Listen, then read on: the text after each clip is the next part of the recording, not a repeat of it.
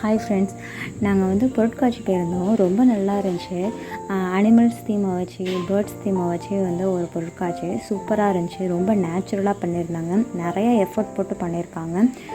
என்ட்ரன்ஸ்லேயே வந்து ஒரு காட்டில் வந்து எப்படி இருக்குமோ அந்த மாதிரி வந்து ஒரு செட்டிங்ஸ் இருந்துச்சு. அப்புறம் நிறையா ஃபால்ஸில் வந்து தண்ணி ஊற்றுற மாதிரி ஒன்று எல்லாம் பார்க்குறப்ப ரொம்ப நல்லா இருந்துச்சு. அந்த லைட் செட்டிங்கோடு பார்க்குறப்ப நல்லா இருந்துச்சு. அதுக்கப்புறம் மேலே வந்து ஒரு பெரிய கழுகு உட்காந்துருக்கிற மாதிரி, அது ரெக்கையை வந்து விரிக்கிற மாதிரி, அது சவுண்டு எஃபெக்டோட சவுண்டு செம்மையாக இருந்துச்சு பார்க்குறப்ப.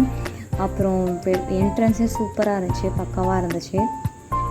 அதுக்கப்புறம் உள்ளேயும் நிறையா வந்து அனிமல்ஸ், அதுக்கப்புறம் பேர்ட்ஸ்லாம் வச்சுருந்தாங்க. அப்புறம் வந்து பொருட்காட்சி உள்ளக்க ஒரு ஸ்னோ மாதிரி வச்சுருந்தாங்க. அது ரொம்ப நல்லா இருந்துச்சு. பாப்பா ரொம்ப என்ஜாய் பண்ணாங்க. நல்லா ஃபோட்டோ எடுக்கிறதுக்கு, வீடியோ எடுக்கிறதுக்கு சூப்பராக இருந்துச்சு. அதுக்கப்புறம் நிறையா அனிமல்ஸ் அப்புறம் பேர்ட்ஸ் வந்து சவுண்ட் எஃபெக்டோட அது வந்து மூவ் ஆகிற மாதிரி வச்சுருந்தாங்க. அது சிங்கம், புலி, அதுக்கப்புறம் கரடி, யானை எல்லாமே வச்சுருந்தாங்க. எனக்கு அதில் ரொம்ப பிடிச்சிருந்தது வந்து கிளி ரொம்ப பிடிச்சிருந்துச்சி.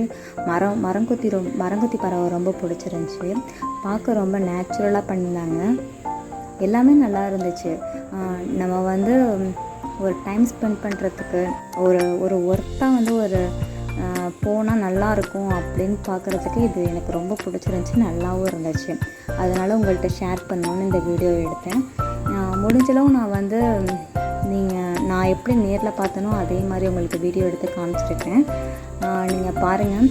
பிடிச்சிருந்தால் லைக் பண்ணுங்கள், ஷேர் பண்ணுங்கள், சப்ஸ்கிரைப் பண்ணுங்கள். இதே மாதிரி நீங்கள் எங்கேயாவது வந்து